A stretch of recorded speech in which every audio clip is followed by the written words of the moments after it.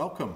I'm Keith Ross, and this is the second part of our Financial Crisis and Scapegoating vlog from the Raven Foundation.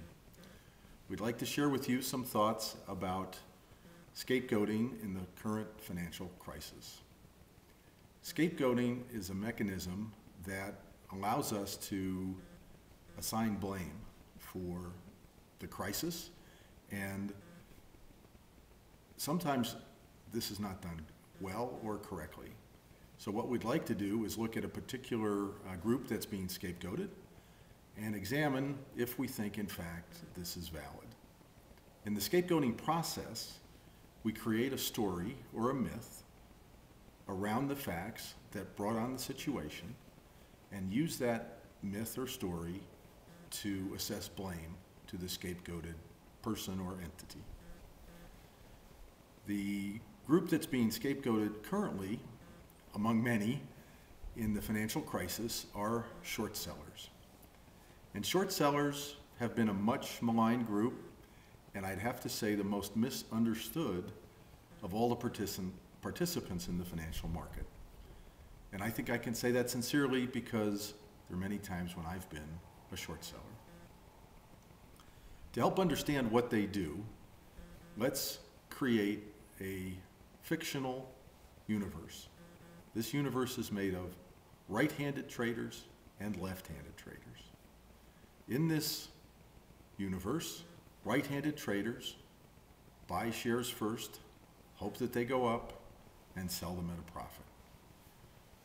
They probably comprise 85% of the universe. The other left-handed traders look at trades from the other side. They sell first and then buy later to complete their transaction.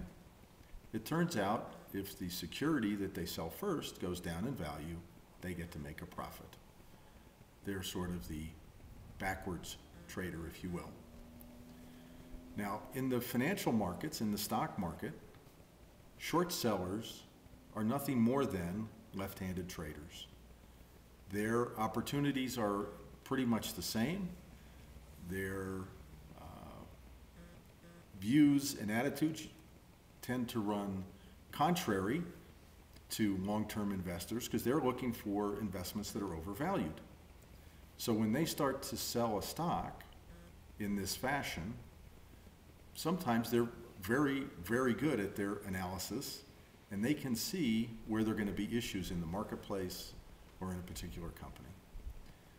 It also turns out that if the markets decline, they're available to purchase shares and cushion the decline because they've already done the sell side. Now, as a group, they are being scapegoated by the SEC. The SEC has decided they have to take action. They need to look like they're in control of the situation. So they've singled out this group and they said, ha, maybe the markets are bad because of the short sellers. That's not really a significant impact on the market. It's a very tiny impact. And so they've changed the rules for short sellers, and they also created a list of stocks that people are not allowed to short anymore. This will have a temporary dislocation. Some of those stocks will go up for a little while because the short sellers will have to cover their positions, maybe take their profits or losses, whatever the trade is, but it's not going to heal the market. It's not going to get us out of the financial crisis. It's not going to solve the problem. So what we see here is in the scapegoating process of singling out this group, we feel better about ourselves because we can have someone to blame and we know it's not us. So it's a good thing to make us feel better. The problem is it doesn't really solve the problem, and it's not really the cause of the problem. I have written a piece about the crisis and some of the causes that we're posting on the blog at theravenfoundation.org. There's also a written piece about short selling, a little more detailed than what I've given you in this video. You're, of course, welcome to go to the website and examine those. Please send us your thoughts and comments. And our next section will be CEOs, the next scapegoating target. And how we can take a look at their role and their function.